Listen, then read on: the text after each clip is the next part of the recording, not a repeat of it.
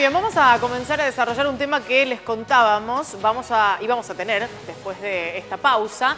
Y queríamos compartirlo con el doctor Ricardo López Santi, ya lo presentamos, está aquí, él es expresidente de la Sociedad de Cardiología y es médico, obviamente. Gracias por venir, doctor, bienvenido. Gracias a vos, Lorena. Ya vamos a estar charlando, pero primero queremos contarles y mostrarles a ustedes algunos datos que han trascendido de últimos informes y que tienen que ver con una serie de números relacionados con las muertes por infartos en la Argentina.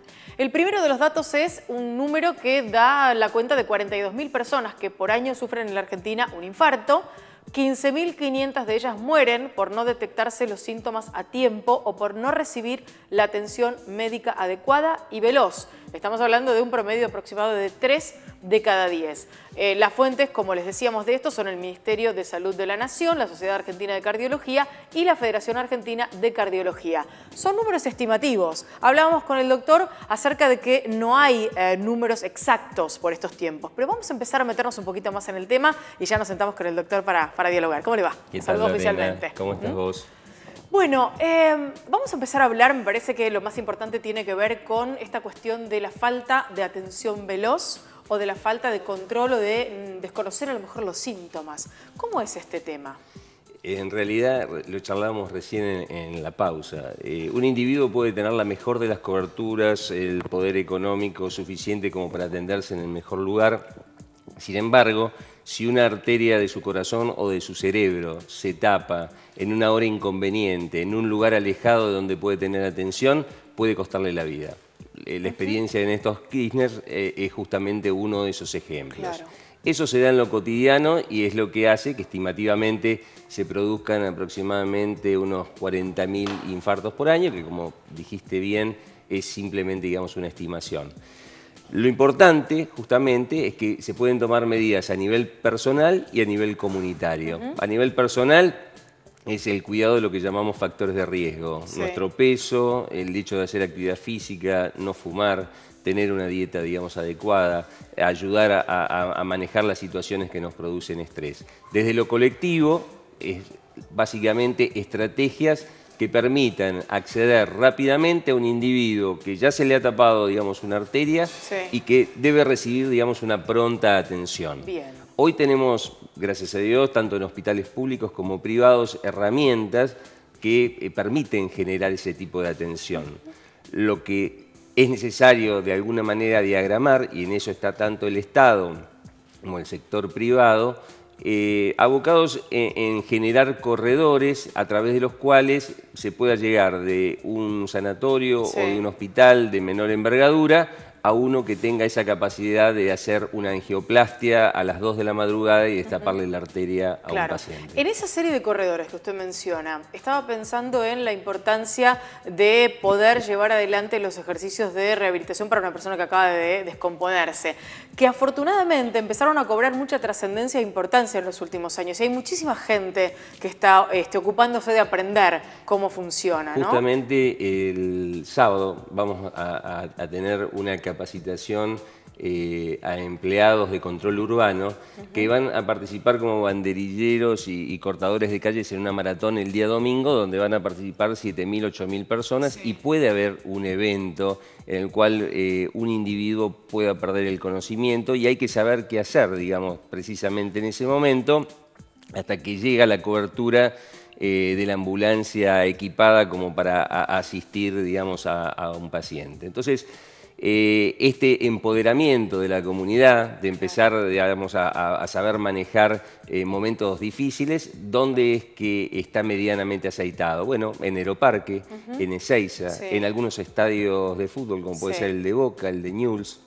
Entonces, esto está creciendo y hay un interés. Sin embargo, esto es un proceso que recién estamos iniciando y para llegar a esa situación ideal que se ha planteado en el Hospital Italiano de La Plata, de lograr que La Plata sea una ciudad cardioprotegida y neuroprotegida, necesitamos tiempo. Claro. Y en ese tiempo de trabajo, estaba pensando en que más allá de las maniobras para rehabilitar a una persona que acaba de descomponerse, a lo mejor por un episodio cardíaco y demás, que uno puede conocer y a lo que puede aportar, también es importante el hecho de la presencia en algunos lugares, como usted mencionaba recién, de los desfibriladores, digamos, sí, para que esto pueda colaborar con mejorar ese trabajo, ¿no? El desfibrilador es una herramienta, pero es importante tener en cuenta que hay toda una cadena de supervivencia en la que hay varios actores que pueden cumplir un rol. Bien. Si alguien se descompone en la calle y pierde el conocimiento, seguramente aquel que está capacitado se va a acercar a tratar de hacer una reanimación.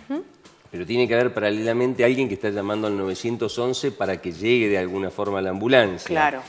Y en el camino se tienen que hacer todas las maniobras y procedimientos como para que al llegar al lugar donde verdaderamente se le va a dar la máxima asistencia, digamos, al individuo, el individuo todavía esté vivo. En todo esto, lo que es crucial es el tema del tiempo. Y el tiempo, digamos, es oro, perder minutos. Hay un hecho desgraciado. Sí. Que ocurrió a un chico de 14 años el año pasado en el Club Los Amigos en Buenos Aires, y que tuvo mucha trascendencia en los medios de comunicación, donde, haciendo un análisis, digamos, retrospectivo de lo que ocurrió, un chiquito de 14 años perdió el conocimiento en un ambiente donde había mucha gente capacitada para hacer reanimación, había desfibrilador, había personal médico dentro del predio y sin embargo no se le brindó ninguna tarea de asistencia en ese momento. Eso es lo dramático. ¿Qué falló en ese caso? ¿Qué es lo que falló? ¿La falta de conocimiento? ¿No darse cuenta que lo que estaba pasando era un episodio relacionado con un infarto? ¿Qué fue lo que ocurrió? Es el plan de contingencia. El hecho de saber qué hacer en una determinada circunstancia no alcanza simplemente con tener un desfibrilador.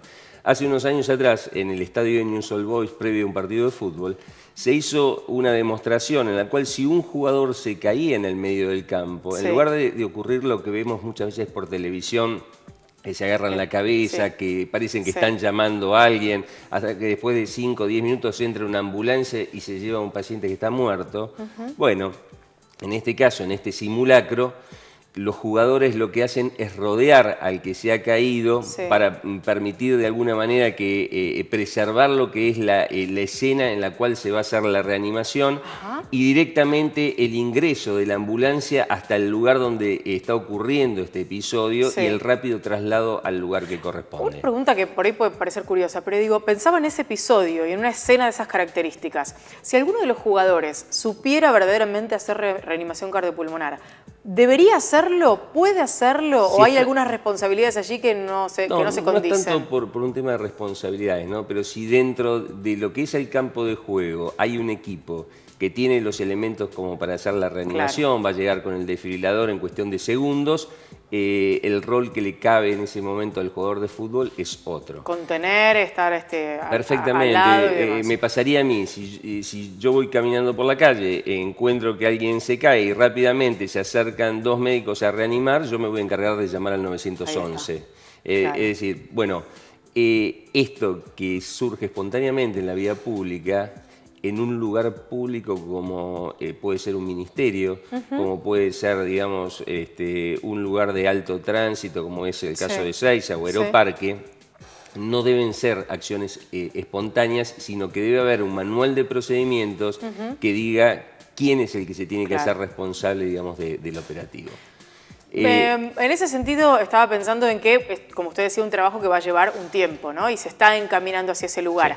Para hablar de cuestiones más puntuales que tienen que ver con darnos cuenta de lo que está pasando y también con cómo hacer para prevenir. Vamos primero a los síntomas o a las cuestiones que nos pueden dar una pauta de que lo que está sucediendo es un episodio cardíaco con una persona. Esto que vamos a hablar es sumamente importante. Hace muy poco tiempo un paciente me dijo que había llegado a su casa después de trabajar. Su mujer estaba escuchando a Cormillot y que Cormillot estaba dando las características de lo que era un problema cardíaco y dijo, yo siento exactamente eso.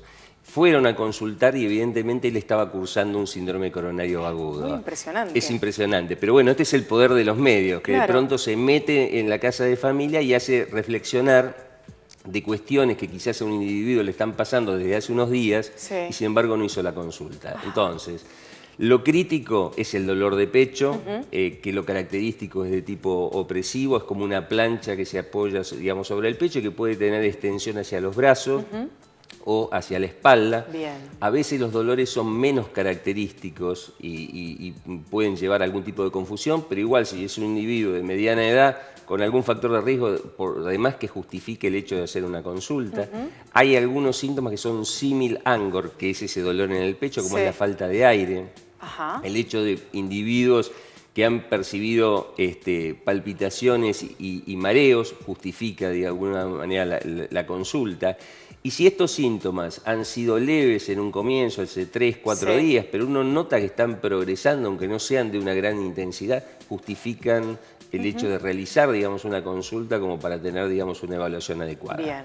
Aún en las mejores condiciones, muchas veces los médicos que reciben a ese individuo se toman unas horas para ver si verdaderamente lo que está cursando es un problema cardíaco. Entonces le hacen análisis de sangre para ver las enzimas, le repiten varios electrocardiogramas, no es que simplemente le hacen una evaluación de 10 minutos y lo mandan a la casa. Y ya está, y ya sabe. Y ya está. Esas son lo que se llaman unidades de dolor de pecho, la cual un individuo se puede llegar a quedar 5 o 6 horas esperando a ver cómo evoluciona, digamos, su cuadro.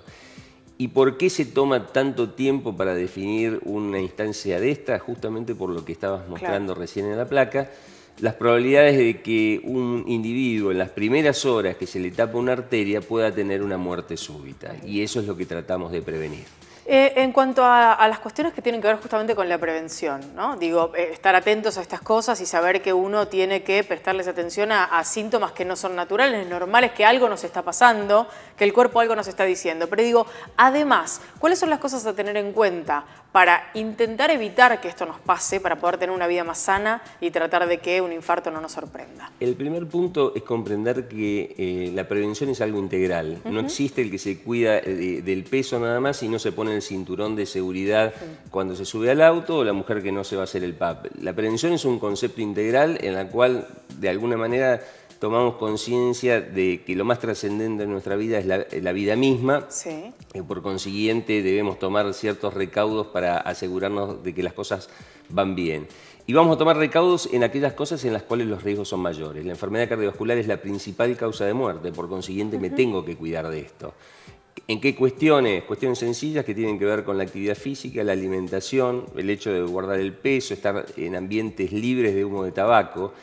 Y para esta instancia no existe edad. O sea, cuando el niño nace, ahí es donde uno empieza a preocuparse por inculcarle los buenos hábitos. Esto de que te llevo a McDonald's porque es un festejo, en definitiva es un perjuicio que le estamos haciendo, digamos, al individuo. Esto de que porque vamos a festejar nos vamos a emborrachar es un perjuicio que le estamos produciendo, digamos, a nuestro organismo. Entonces, bueno, el tomar conciencia tiene que ver con el nivel educativo. Los grupos de nuestra población que menos expuestos están a estos factores de riesgo son los que mayor nivel educativo tienen. Por eso, es un dato sumamente interesante. Obviamente, cuando hacemos una inversión en educación, estamos haciendo también, digamos, una inversión en salud. Y lógicamente, los que participamos en instituciones científicas o hemos trabajado en el marco del Estado, tratamos de promover el conocimiento por distintas vías. Mi caso particular, hace 9 años que estoy al frente de una campaña nacional que se hace todos los meses de noviembre, que se llama Campaña de 100.000 Corazones, que son más de 1000 actividades en todo el país para tratar de fortalecer este concepto de vida saludable. Como decimos en estas campañas, lo importante no es el mega evento, si está fantástico, si tenemos una maratón para 1000 personas nos ponemos todos contentos, pero la charla para 10 personas es de alguna manera colocar un ladrillito en la pared, porque estos procesos que estamos hablando, de modificar conductas en la población, de mejorar los índices para tener menos infartos, menos muertes, requieren tiempo y requieren mucho trabajo y requieren muchos brazos. Esto excede lo que es el sector salud. Así es. O sea, acá hay actores cotidianos, como por ejemplo la gente que trabaja en los clubes, en las parroquias, en las escuelas, que puede hacer muchísimo para lograr estas transformaciones. Cuando uno analiza lo que han sido experiencias exitosas a nivel mundial, ve que gran parte del éxito obtenido no tuvo que ver con la atención directa de un paciente. De pronto, el político que logra aumentar el impuesto al tabaco permite que los chicos tengan menos acceso, digamos, al cigarrillo. Cuando un legislador propone el sacar los aleros de las mesas de los restaurantes, de alguna manera ayuda a esto de tomar conciencia que el exceso de sal es perjudicial, digamos, para mi salud. Entonces, bueno, hay muchas decisiones que se toman fuera del marco de un consultorio donde están mano a mano el médico con el paciente. Y que sin embargo forman parte de una cosa fundamental a la hora de... De eso depende el éxito. Sabemos que trabajando dentro del consultorio no le vamos a cambiar la realidad a la gente. Doctor, un enorme placer haberlo tenido aquí. Gracias por sus conceptos, por su claridad y por supuesto vamos a seguir con el tema adelante porque hay mucho para hablar. En noviembre los espero, digamos, como formando parte de la campaña, ayudándonos con la difusión justamente de la campaña 100.000 Corazones. Cómo no, ahí estaremos. Gracias, doctor. Lorena.